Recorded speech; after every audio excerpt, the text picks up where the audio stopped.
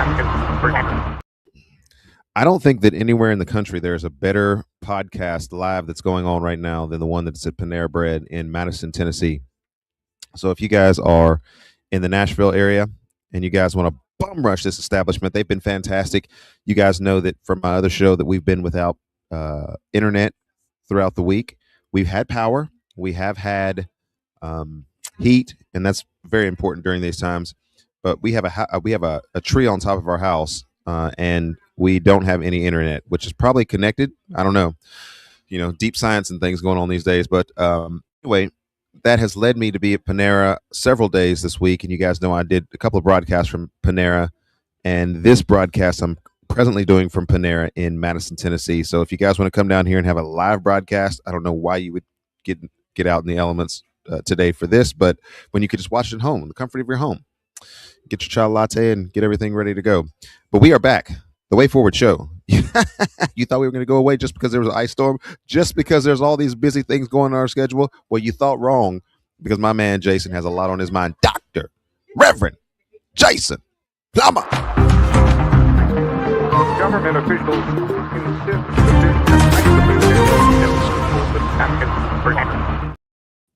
they can't keep a good man down. My man. He here, folks. Welcome back, 2026. This is the first time that we've met this year. I know. And so I'm excited to hear your voice, see your face there on the screen, all the things, and see you guys' faces out there as well. Yeah, we survived Snowmageddon. Well, for you, it's more Snowmageddon. For us, it's really just snow. It's just snow. What? Nothing to see here, folks. Nothing. What did you expect? Here. It's maybe a little more than we've normally had, because usually we don't get quite this much. But this one's sticking around because you got like -12. Good grief. That's like living in Antarctica type weather, or Alberta. I actually read somewhere, I think was it this weekend, it's going to be colder in Miami than it was in Juneau, Alaska. What? Yeah. This whole Arctic thing's supposed to be going all the way down to Cuba. We're taking over the world. Greenland's about to be populated again. Greenland's about to be green again. We should do a show on Greenland. We got to do a show on Greenland, folks. Y'all don't know. Hey, we need to start getting some property up in Greenland. We do. For real, though. Greenland's about to be popping, y'all. I saw the models. What you talking about? Yeah, for the polar ice caps, man. I saw it's about to be popping up there. Vacation spots and everything. Listen, white people barely live in Greenland. That's all right. That's all right. We can get a flight. We can get a jacket. We're going to be up in that thing. Man, we're going to be up in that thing. Breezy and 72 outside. You're ready to go inside. So I don't know how you do Greenland. I won't be up in that thing, but yeah. Hey, Chicago got you down these days. Ice messing with you. Head up to Greenland. They got some space for you. They got some space. For you. And so, man, it's great to see you. I know your time is limited, and so I want to get into what it is that we're going to get into today. But both you and I are going, what are we talking about today? And so I just know you have a lot. You have a lot to say, as usual, per usual. And so we're going to meander our way into some things. I'm going to piggyback off of, here's what I'll do, because there's a lot of people who are watching this today. You can drop a comment in the comment section. You guys know when we get on here, we just keep it real. We love to interact with the folks that are out there. We especially love it when you guys call us idiots, because that makes the show go just right. Yeah. Nonetheless, we come in with a few strong opinions, perhaps today, strong motives at least, in what it is that we're doing. And so as we get into this day, I'm going to piggyback off of some of the predictions that we made in 2025 about some things that were going to happen in 2026, and then use that as a jumping off point to say pretty much everything that we predicted would happen in 2026 has already happened in the first month of the year. So I don't know. We need to revise our predictions. Yeah. Or they going to start calling us Nostradamus up in this thing. And we don't need all of that. I'm just saying, we represented. We showed up with everybody else. Maybe it wasn't that unpredictable. Maybe we just saw what everybody else was seeing. I don't know. Yeah, yeah. Is it? Maybe it's that predictable. Maybe it's like, come on, listen, it's not going to take much to see. We saw this coming. Is anybody Yeah. surprised about anything that you're seeing in 2026? Raise your hand if you're surprised. Actually, raise your hand and put yourself in the comment section if you're like, I didn't see any of this coming. I did. Yeah. So we appreciate you guys' comments in the comment section. I got no proprietary videos at this point, but if I did, then I would put this up. Black conscience. Oh, there we go. That's good. Wait for it, man. Panera's internet is not that strong. So, well, probably everybody and their uncle's using it. What happens here is they like to drive up and park in our parking lot, and then just we're doing. Yep. Yeah. We thought you coming to church, but no, you just coming to get the internet. Get that free internet. Hey, the church, y'all's God's people, man. Y'all gotta save the community. So, give them some internet. That's right. Got to give them what they want. Yeah. Oh my goodness, this is going to be such an incredible season. I'm excited because you got the Bethel situation. Who didn't see that coming? Worst kept in the evangelical world that Bethel is a fraud. We got government stuff. We got ICE stuff that's going on there, and we've had a lot of good discussions about that. Hopefully, we can get some other guests on here to discuss that, because I think that needs some treatment from a variety of sources. I think. And then there's just the regular silliness of life and culture and art, and So, would you lead us in prayer, and then we'll dive in. Yeah, Father, we thank you so much for this opportunity. We ask that you please bless our conversation and give us the wisdom and grace we need to help the church move forward and just to be faithful to you in Christ's name. Amen. Ladies and gentlemen, I predicted that we would have some kind of government things going on, that we would have church things going on, end times prophecy things going on, and we're here. And so I don't know where you want to go with that, Jason, but I know based on your social media posts that you've had recently that you've got a lot on your mind, and so I'm just going to let you carry the floor here for a few moments, and then let us know what you're thinking. Let us know what I'm thinking. I went to bed thinking 1,000 things, and I woke up thinking 1,000 things. Which thing you want me to hit on? As far as you want to look at the government stuff, with the unrest, I think we talked about there's going to be more unrest, but that hasn't disappointed. I mean, that hasn't disappointed at all with President Trump's intentionally going after sanctuary cities.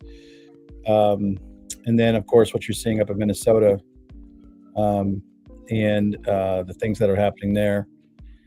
And that's only going to increase. LA right now is just a mess. I don't know if you saw that this morning. No, it's kind of hard for me to keep up with stuff, not having the internet at the house. So I got to go outside the house to get some news. But you guys can let me know. Or you can let me know what's going on in LA.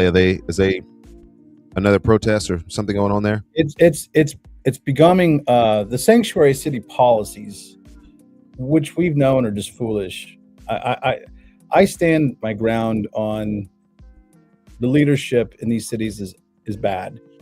It's not good. Okay. I think there's plenty of examples where you can look at and see that this is just not wise. These policies are not wise. Mm-hmm. And they're not good. For instance, in a sanctuary city, if an illegal gets arrested, they don't have to detain that person if they know that ICE is coming. They can let them go, and which is odd because we're not supposed to let our criminals go necessarily, but they do. And then when the ICE is supposed to come get them, now instead of just going to the jail and getting the person who broke the law, now they have to go in the community, and that's creating a lot of problems. I mean, yes, on both sides. I mean, I'm not advocating that ICE has done things correctly all the time, but at the same time, the community is not always acting appropriate either, and so it's bred this sense of lawlessness there.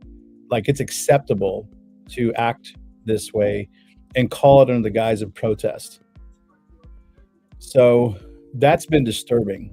That's been because what you see on the outside looking in is it feels like the rule of law is just eroding before us. Mm-hmm. Who's holding these people accountable? It's one thing to stand on the sidewalk and voice your opinion. It's another thing to start collectively impeding the law enforcers and going after these things with intentionality and even funding. Now that all this stuff is coming out about Signal and that they're getting foreign backing, that they're organized. I mean, it feels insurrectionist, right? It just feels that way, and I don't know what the outcome's going to be, but it doesn't look good.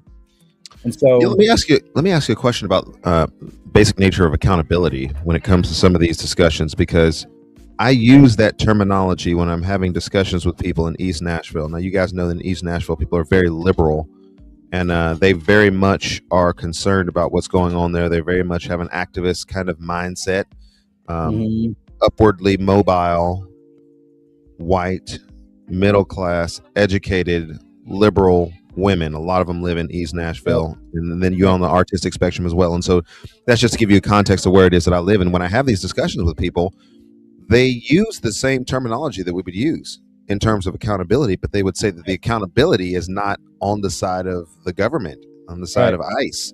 Right. And so where is accountability if accountability is not rooted in, and this is kind of the backdrop that I'm getting from some of the conversations, where is accountability rooted if accountability cannot be discussed from the vantage point of the government? It has to be the citizens taking up protest positions or funding so that they can get actual messages out to people and hold the government accountable. Use their constitutional right to hold the government accountable for what it is that they're doing. They're taking these children, they're ripping them up, they're putting them in cages. So that's the conversation that I'm hearing. Yeah. Well, the two things with that, one is the facts aren't necessarily important, and the truth isn't necessarily important in these cases. For instance, something I noticed right away, you know how the gal, Renee Good, passed away, being shot in the car.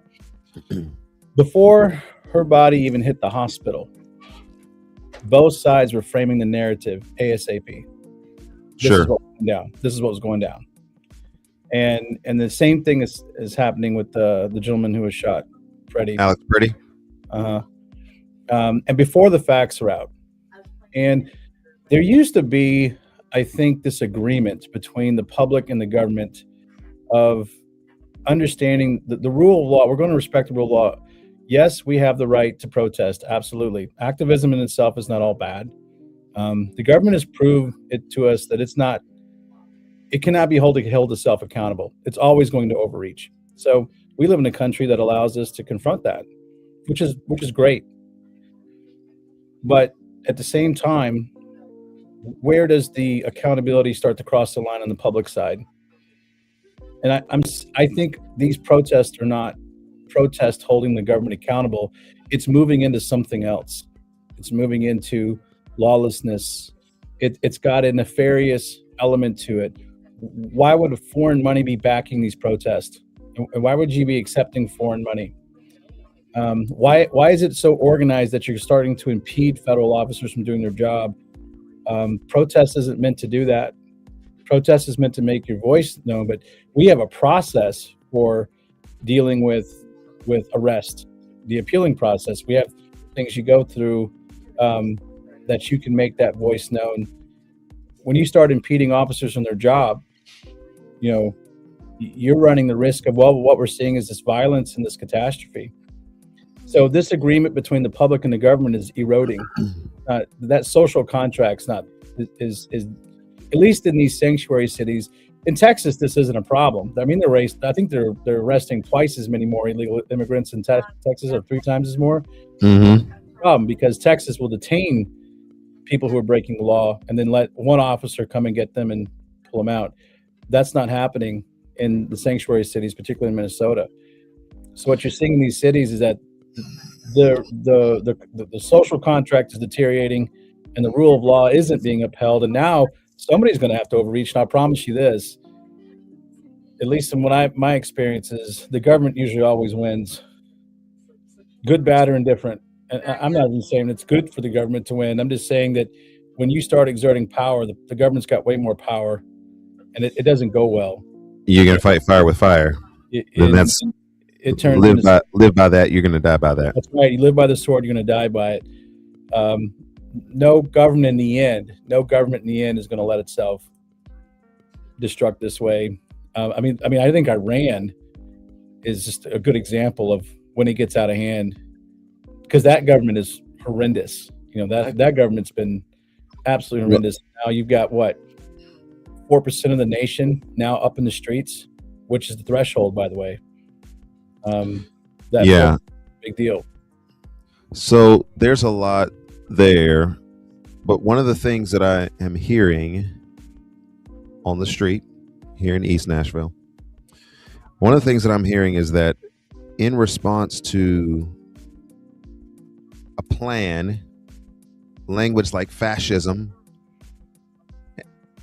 we have people who are using terminology that doesn't necessarily apply itself to the context that we find itself in, but they're using that because they say that there's a lack of other ways to describe what's going on. What is this administration if it's not a fascist administration? And I'm saying don't use that terminology, because that terminology doesn't comport with what historically we know fascism to be. Now, you talked about Iran, and I think that there's a dramatic difference in the context of what we have here in the American situation in Iran. And I think that context matters for people to recognize that there is a due process. You may not like the process, right? But the fact of the matter is the process can be changed. The process can be appealed to if there needs to be necessary changes. And if enough people appeal to that process because they've been convinced that the process is wrong, then those kind of things can be addressed. But it takes time. We can't just have a knee-jerk reaction. We are not social revolutionaries in the sense that we come out to a protest and then the next day President Trump gets up and he addresses the nation and says, "I'm sorry for what's going on in Minnesota." It just doesn't work that way. And so, as they say, the wheels of justice turn slowly. And I'm sorry, folks, if you don't appreciate and understand that that's the way things work in the United States of America. But juxtaposing what your argument was, Jason, go to some other place in the world and you don't get the time to make these necessary changes. You just get killed in the streets. And so I'm not trying to be dramatic. I'm just simply saying you can either wait your turn in line and wait for due process to take its place and peacefully protest and redress grievances that are in our society, or you can get ran over. And a lot of people are figuring out that that's how our government works, but they should have already known that. Well, it's funny that they say fascism is, they're trying to describe Trump, which I think fascism is actually more of a leftist ideology than is a right. Remember when Biden was in office, everybody was for the state. Everybody was for the state, and if my understanding is correctly, when you think about the historical definition of fascism, the state was supreme. The leader embodies the will of the nation, and individual rights are subordinate to national destiny. Call it that, whatever you want. I think it was Mussolini. Didn't he say something like everything within the state, nothing outside the state, nothing against the state? That to me describes more of the leftist mentality than does Donald Trump. Donald Trump might be a megalomaniac. Donald Trump might be narcissistic. Donald Trump might want every building named after him, but Donald Trump does not embody Mussolini, Adolf Hitler, or the whole idea of that nationalism by itself is fascism. That dissent is going to be criminalized if you are dissenting against him. He's using the court systems in place, and he's advocating a free market. He's advocating the democracy that we live in. What I'm seeing is fascism on the left-hand side, personally. The violence, the intimidation, the this idea of cultural and education, and everything is mobilized around the state agenda, which is supporting these leftist ideologies. And I saw it most clearly in Obama and President Biden. I don't see fascism in Trump, because I don't see him giving us total state authority. Yeah. I don't see that. I don't. So you may not like the man. Like I get that. You might have problems with the man. I just don't think you can call him a fascist or call his regime fascist. Well, I think what people are responding to is there's a ICE surge that takes place in some of these sanctuary cities, and they look at that, and then they look at the National Guard being called up to be on standby in some of these places where there's protests, and they say, well, look, he's mobilizing the military to deal with civil unrest in our society. That seems to be fascist in the way that its orientation takes place. And so was it fascist when Biden used the FBI to do the same thing? When he went after, remember that Catholic guy who was charged with the face? He had like 6 kids. He pushed an elderly person down because they were like yelling at his kid, and he gets attacked. You have the FBI going after their political opponents. I mean, that's fascism when you start using the government entities to start killing the dissidents. And I am not at all. I think you and I have been very clear that we've had our problems with President Trump, especially with his character. And it's not uncommon for both sides to use their office to wield consequences to political people, right? But I'll tell you, it was scary to watch President Biden in his 4 years use the arms of the government to go after not just his political people, but conservatives and Christians and things of that nature. It wasn't just him, it was the party behind him. They had no problem letting that fly. But the moment Donald Trump decides to enforce immigration laws in a city, he's fascist. So I think if you want to see fascism, wait till Donald Trump is out of office, and if they win the office again, if they get the power again, you're going to see the state unleashed like we've never seen it before. But I think. Yeah, and what's difficult about that, Jason, is that both sides have sort of ratcheted up the rule of law in the sense of the government and its involvement in affairs, various affairs or agendas, to the point where you and I would probably say as conservatives, we would like a smaller government. I'm sympathetic to some extent, although I think libertarians are mostly cowards, but I'm sympathetic to the idea that we should have a smaller government, that if we were framing things by virtue of the Constitution, we would not have the government involved in every single thing. But it's kind of like once brinkmanship happens, once one side ratchets the government up and says, okay, we're going to be involved in education, we're going to be involved in federal bureaus of investigation, we're going to extend the bureaucracy, then the other side kind of looks at that and says, well, if we're not putting our people in charge in those areas, then we can't just abolish everything and then reinstate it every 4 years. And so both sides have kind of gotten out of control with regards to how much government influence is taking place here.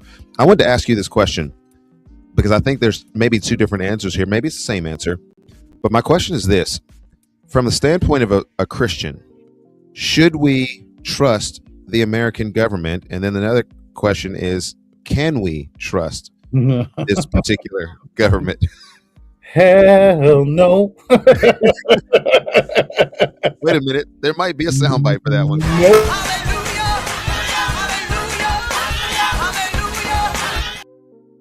Maybe we change the words on that. No, you can't trust the government. Listen, the government is bipolar, schizophrenic.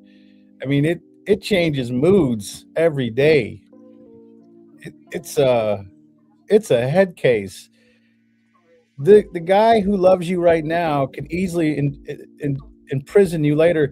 I told you this, I think it was last year, that we got to be careful with this ICE thing, right? Because I've been an advocate for ICE being able to do its job. Don't impede the federal officers. Follow the system we have in place.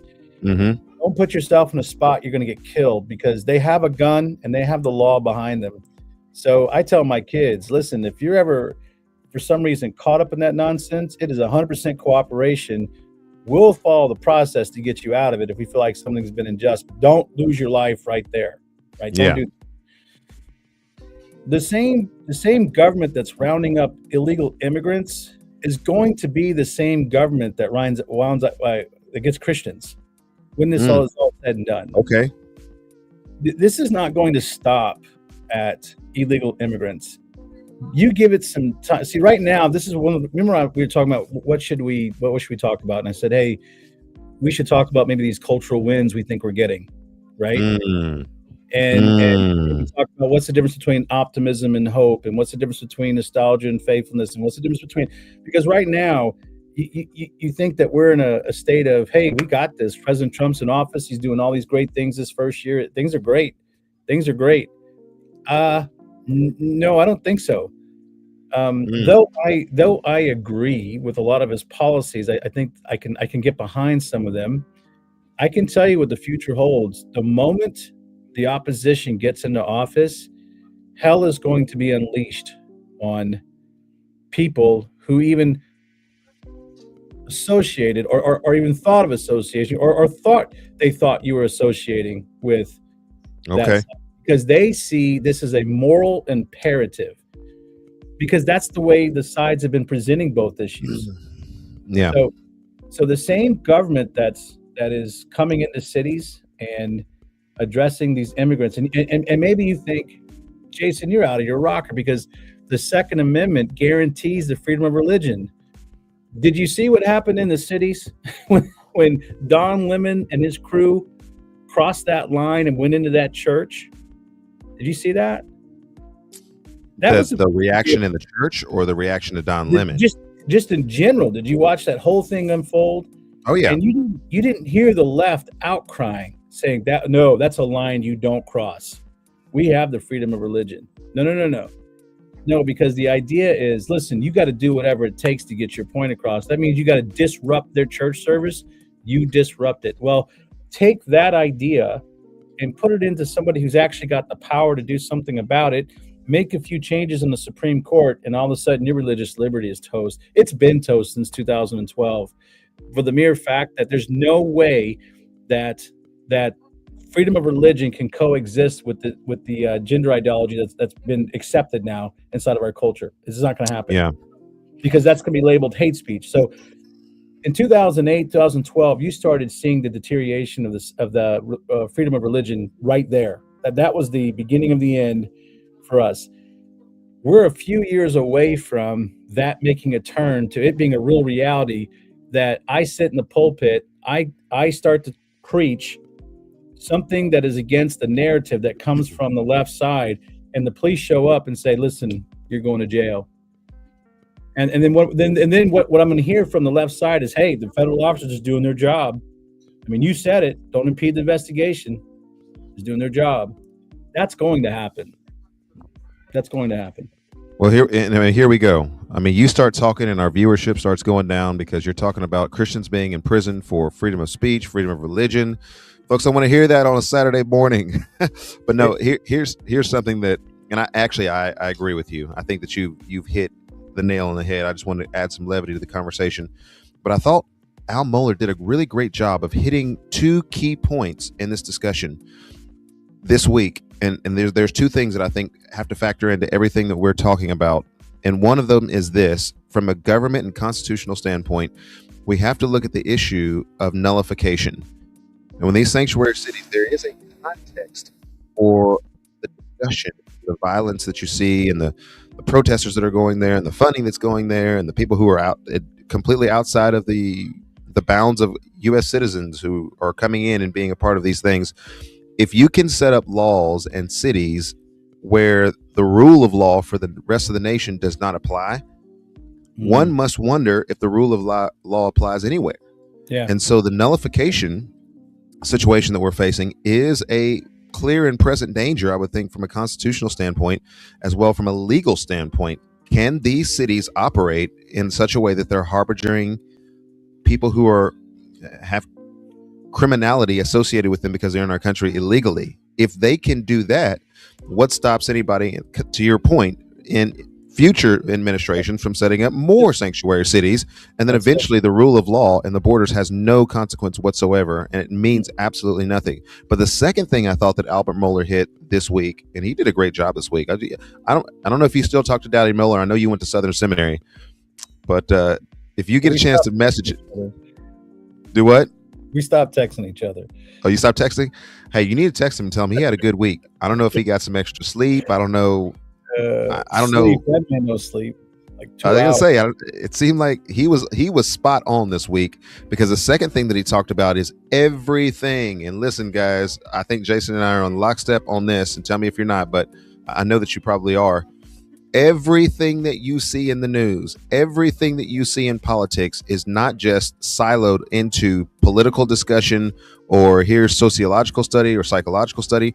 All of it has worldview implications, and all of it is connected to a religious ideology. Yeah. Your religion might be mainstream Orthodox or evangelical Christianity, or your religion and all the things that are necessary for you to carry out your religion may be politics, or it may be protesting, or it may be because everybody, as they say, got to worship somebody. Yeah. No, this is why the church has got to not get so caught up. Like we were talking about earlier, but the cultural wins, you know what I mean? Like what is WINDS? Yeah. And you have to think about what's going to happen 10 years down the road, because there are some things that are embedded. Okay, let's think about this for a second, that have now laid root and are here. One, gender ideology is now embedded in education and medicine. Think about that. Gender ideology is in our education systems. We're teaching kids from a very young age about gender fluidity. We're also talking about even pediatrics, and medicine is starting to give into this idea that gender's there, right?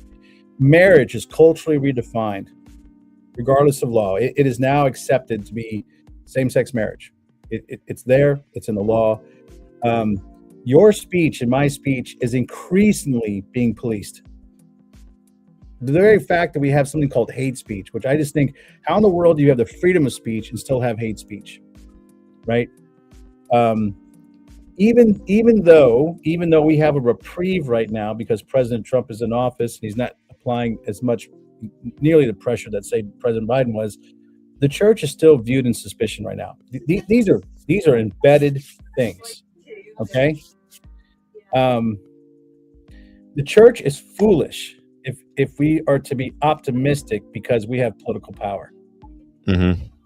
Because optimism, I think, is circumstantial, and it depends on trends. And right now we're trending okay because we have the right people in office. And if the right people remain in office, maybe we trend okay. Those winds turn immediately when power is lost and the people get in there who are going to espouse these ideas. And here's why I say it this way. I've been listening to some conservative pundits on YouTube, and they're all talking about how woke is being destroyed, how liberalism is being destroyed, the Democratic Party is being destroyed, and I'm just like, no, it's not. No, it's not. It's just. Don't believe the hype. He said, don't believe the hype. You have 80 million people who have bought into it and are drinking the Kool-Aid. It's not going anywhere. Okay, you're going to get people in office. This is going to turn, and many Christians believe that certain court decisions or elections is going to stabilize the culture. That's optimism. I'm sorry. We're called to hope. That's the difference. That's the difference. We're not called to optimism. We're called to hope.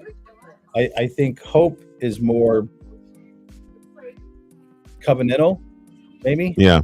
Hope is definitely dependent on promises that in the end, Christ is going to hold fast. And so that's where I think the church needs to make more ground, because I think we're trying to trying to make decisions based on optimism and maybe not hope. That's my concern. Yeah, and that's good. I want to go back to something that you said. I mean, I don't even know, Jason, if we need to have a script for the show. I mean, it is good for us to research and have some things, but there are so many things that just come up in the nature of conversation between the two of us that I would really like to, center in on some of these things a lot more, maybe in future episodes. But I'm watching identity politics play out in a weird way, right? There's this whole reaction to wokeism in our society and in our culture. BLM is out there. The Me Too movement has started. There's various groups that are vying for a voice because they've been oppressed too long, and they're going to get their day in court, their day in the sun, and people are marching and protesting. They've got momentum behind them. I was concerned, and you and I had this conversation about Christian nationalism. And I said, if we don't watch it, the church is going to be hijacked into a political agenda that essentially says, well, we've been oppressed now because now everybody's upset about people being white and this and that. And so that group of dissidents is now going to form their own identity group. And you see that in people like Nick Fuentes. What concerns me is the idea that people conflate some of these voices that are sort of the extreme but Christian, and I say that with air quotes, folks. I hope you can see. If you're just listening to this in your car, you're listening, I had that with air quotes. People call themselves Christians, but their speech is political, their rhetoric is political, their means are very political and even aggressive. How do we instill trust in people when they say, well, you can't trust the government because you already gave hell to the no to that one. You can't even trust the church because on the one side there's scandal, but on the other side, the church seems to be, in their understanding, complicit in some of this because they're either speaking in such a way or they're not speaking in a particular way. How do we lead people back to this area of trust? Who can you trust these days? If you can't trust the government, you can't trust the church, you can't trust the Christians, you can't trust the non-Christians, you can't trust the liberals, you can't trust the conservatives, can't trust. How do we establish that? Because I feel like we can't even have conversations if we don't have good faith that we can even have a conversation that is going to be productive. Yeah, I think I've experienced some of that on Facebook recently. I got caught up in I don't know. I was really upset about. I've been upset about what's going on in Minnesota. I love Minnesota. Minnesota is where I got married. I got saved and did a lot of my discipleship there. And so Minnesota's always had a special place in my heart. I got some wonderful friends up there. And I just hated seeing the cities tore up because it was such a beautiful place to visit and just watching all this go down.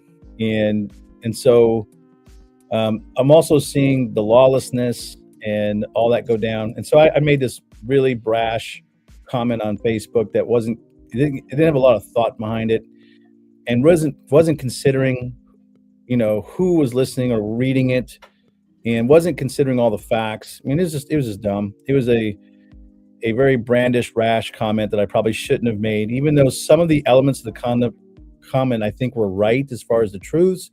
I do think there's a problem in the leadership in Minnesota. I am not a fan of Waltz or Frey. I just think the way they've handled this whole thing is absolutely horrendous as far as leadership goes.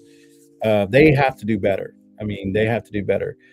But at the same time, my tone was not at all. Christ was not ruling that tone when I said what I said. It was not there. This is confession time, folks. Yeah. So I had to sit back and I had to watch the conversations. It fed quickly. I mean, I had people going back and forth, people agreeing, people disagreeing. I mean, and I just was watching the disruption happen on the Facebook page. And some of these your joints went viral this week. Yeah. And some of these people I really care about, and I think well of them. I've watched them on Facebook. I've watched their kids play baseball, and I've kind of kept up with their families. And I know that one particular gal's got an immigrant for a husband, and she's in there being affected by this. And And so it paused me to stop and think for a second, who's reading this comment? What context are they reading it in? And is Jesus being exalted in what I'm doing? And I had to arrive at this place and, well, no, I wasn't being conscientious of any of that. And so I fed into the narrative of the us versus them, and I fed into the narrative that you can't trust anybody. Like, you can't trust Christians because we're just going to side on the side of whatever, and without the facts and all emotion, we're just going to rip into each other. And when I did that, I had to come back and write a post on, okay, this is what was going on in my heart. This is what I'm fearful of. This is where I made mistakes. And this is where I got to do better. And I'm sorry. And I want to be able to produce things on a social media platform that actually maybe encourages a little more humility as we're discussing some very complicated issues and recognizing that we are culturally exhausted. And so, Okay, I saw that part. I The long said, COVID kind of situation. yeah, I said we are culturally exhausted. It's like we're in one prolonged panic attack. We're just sitting there, you know, and so everything is just kind of this at this edge. And I didn't recognize that as a pastor, as a Christian.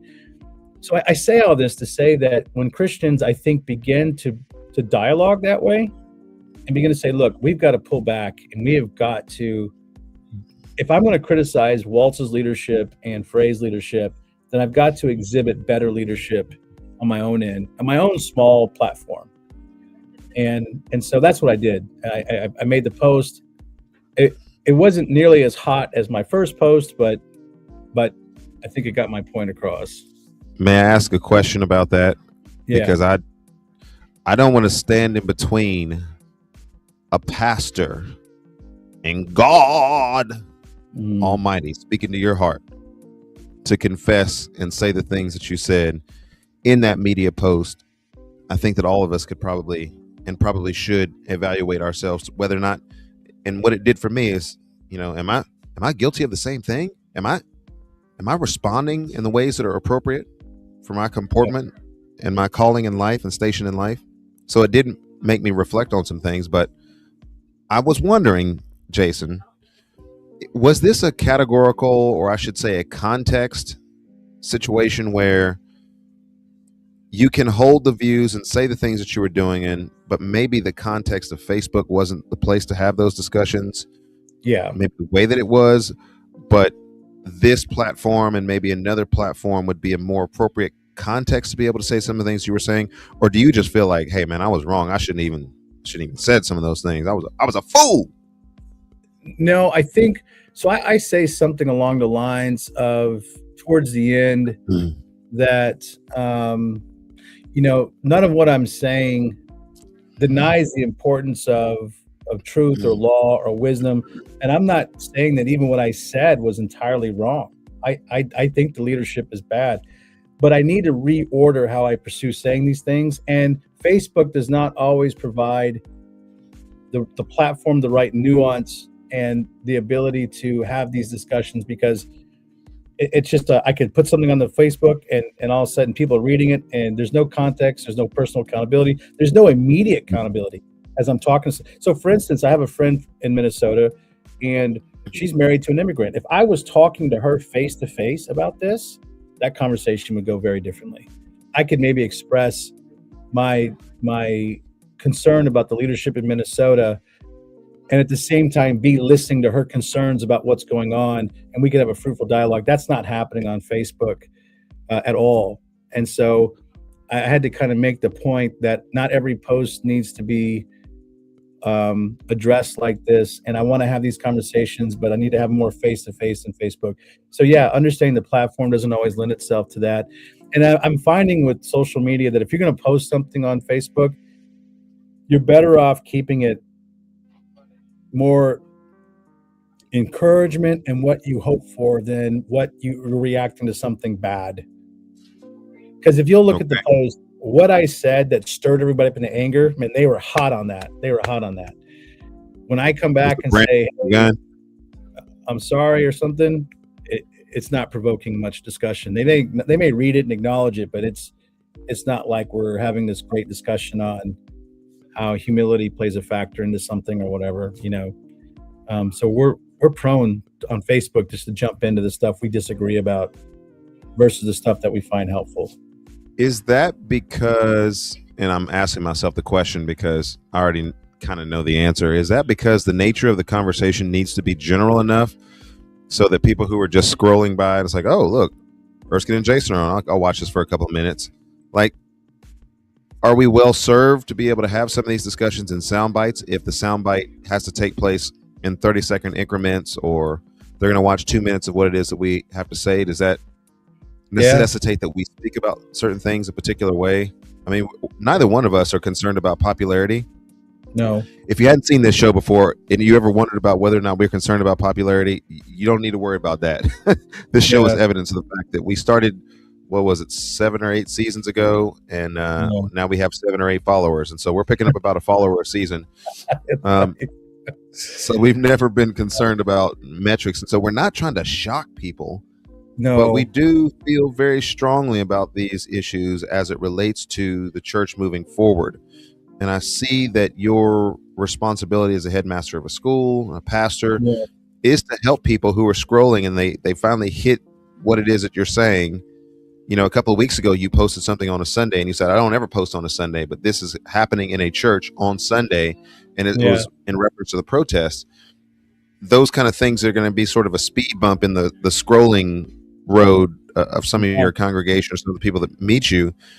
Probably needs to be worth, I don't want to say worth their time. It's all worth their time since you're speaking truth. But like, I don't know, a strong, real opinion that's going to help them think through an issue or give them a quick narrative or a quick frame. Like, I don't I'm not think going to justify everything. I don't think you shy away from giving, I think, a well-informed opinion. Like, my first comment wasn't well-informed. It was rash. So I should have been more informed, I should have waited for more facts to come out about what was going on before I said what I said. More particularly with the Preddy gentleman who was shot. But I don't think you back away. I just think my tone has to be better.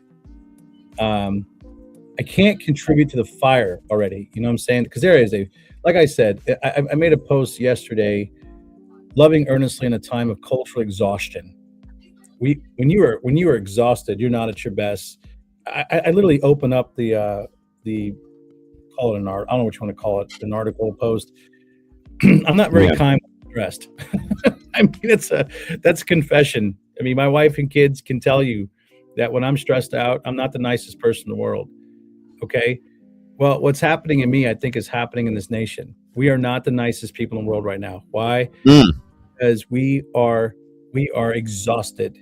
Everything from COVID to the narratives we're being fed that aren't honest, the us versus them, the we're making mountains out of molehills, the inflation, the manipulation on on social media. I mean, you just name it. I could just keep adding on one thing after thing after thing, and we're just about ready to explode. It's almost like you need to breathe. You need to relax.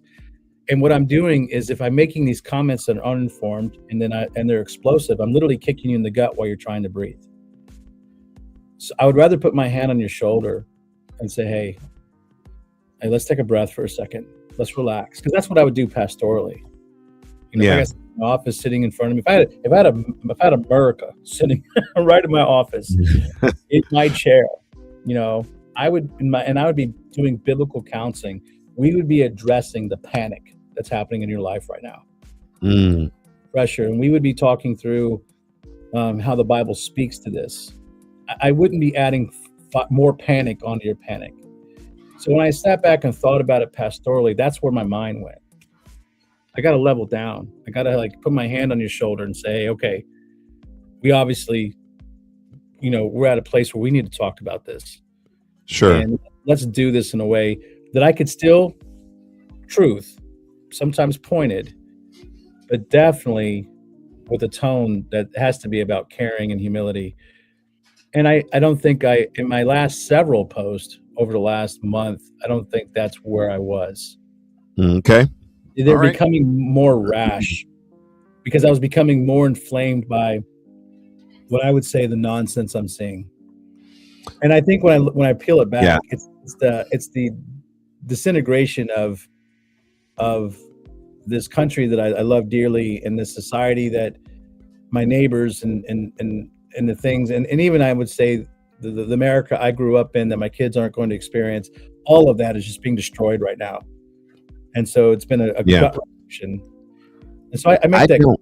think when I Yeah, no, that's fantastic. And let's, for those of you who watch this show, you know that we do this. We'll take some time off during Christmas, and we don't come back until now. It's kind of getting near the end of January to just take some time to just decompress from some of the stories and things that are out there. Spend some time with our families.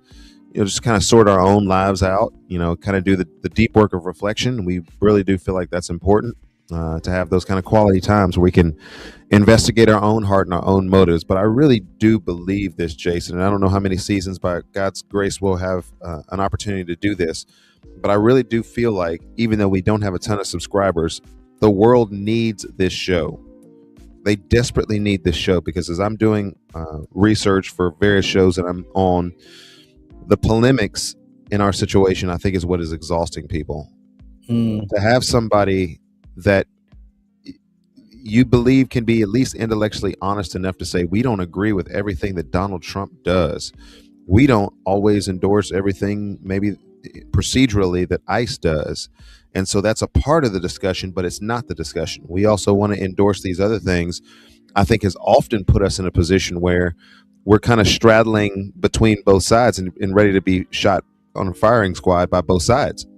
And we've had some views in which there have been some very conservative evangelical Christians who have said, well, yeah, I don't really rock with you on this particular position. And then obviously on the other side, those that wouldn't agree with our position and our take on that.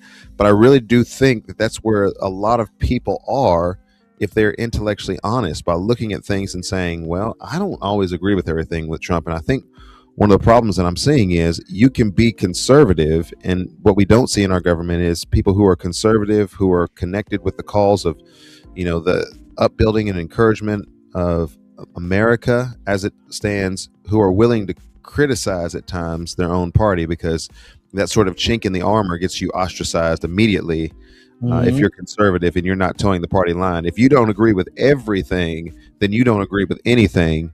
And I don't think that that's very helpful. And so I think this show actually has the capacity, and I told somebody this even in a conversation today, the Christian and biblical worldview is the only, and I say this with great clarity and moral conviction, is the only truth worldview that addresses all of the situations.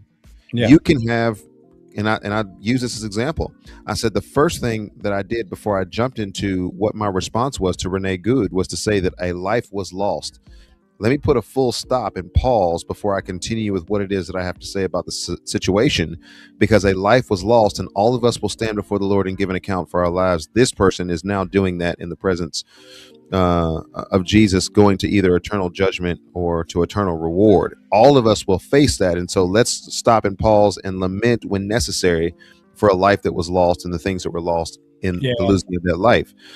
We can speak to that with some great clarity and moral authority. We can also speak to the issues on both sides. Humane and humanitarian treatment for an individual who's made in the image of God. Absolutely. We got that on our scorecard. The rule of law, Romans 13. We got that on our scorecard as well. Any number that you call out, we're ready to say bingo, because we've got all of the things, all of the chips, so to speak, on our bingo card, and we can address all of that from a biblical and Christian worldview. No other world religion can say that. No other system can say that. No other truth can say that, because there is no other truth outside of Christianity. Amen. Oh, well said. Well said. That's why it's grounded in hope and not just optimism.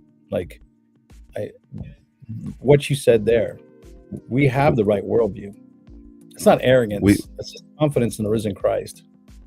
Yeah, absolutely. So I just realized that Panera is not going to let me share videos, because I had some things that, as you were talking, I was queuing up, and they are restricted in Panera if you're on their Wi-Fi.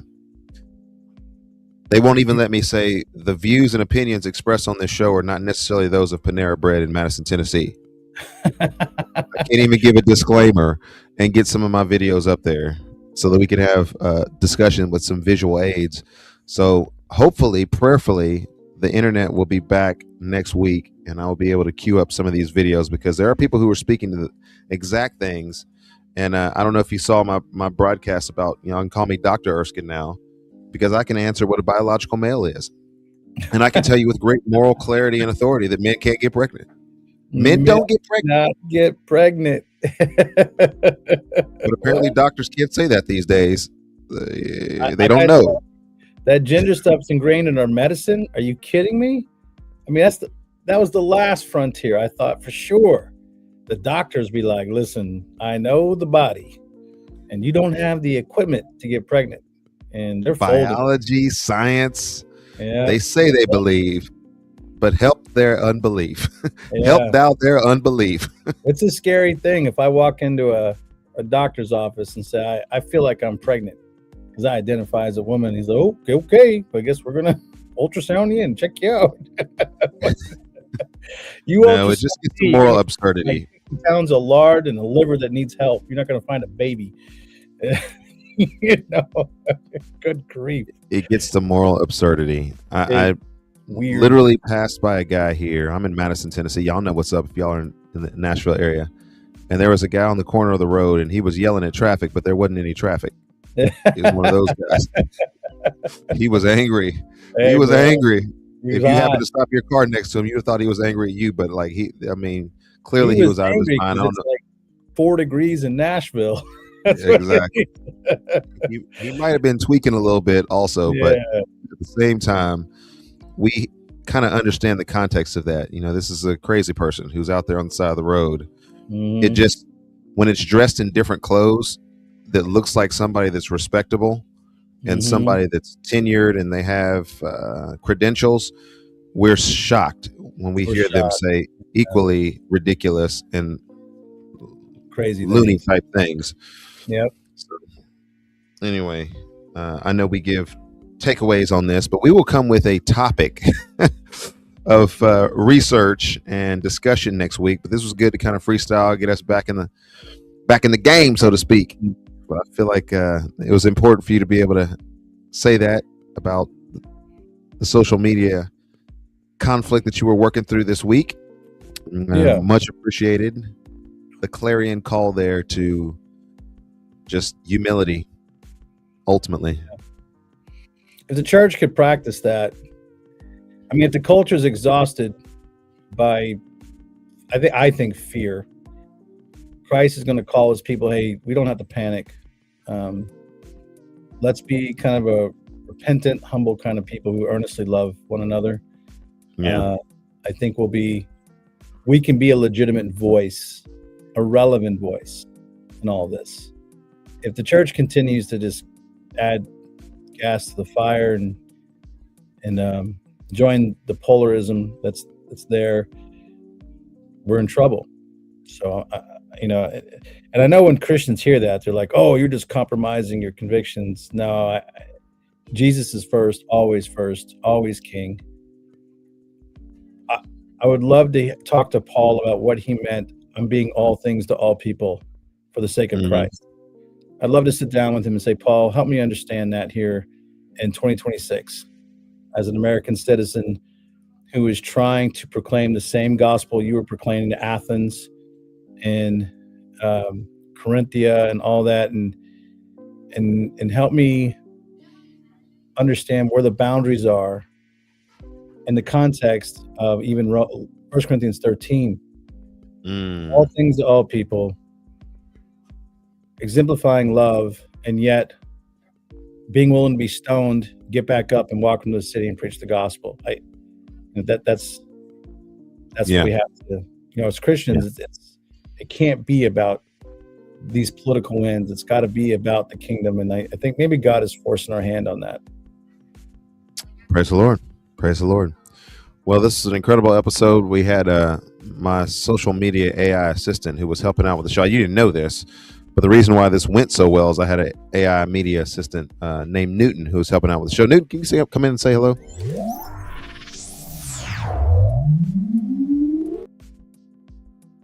So Newton was on the ones and twos helping to produce the show today. This show was great today. I'm not really that great, but when you have AI assistants, it's better.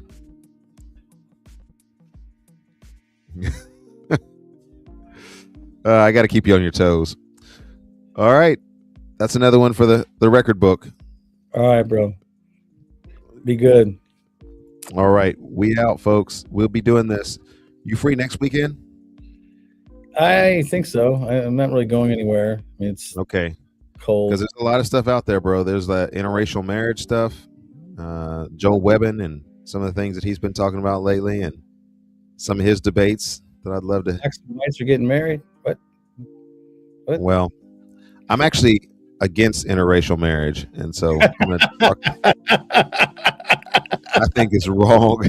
I think it's wrong in all occasions and in all contexts. I'm against interracial marriage. You just can't see the difference between black people and white people. That's what it is. You're blind. Well, if we're talking about the human race as opposed to the animal race, yeah, I have to be against interracial marriage because I don't think people should be marrying animals. Save the whales from people trying to do nefarious things to them. But yeah, we need to come out and tease out some of these things. And then, obviously Bethel came out and made a statement. They apologized, but it's funny. It's funny these days. People who have power, I guess they don't like to not have power.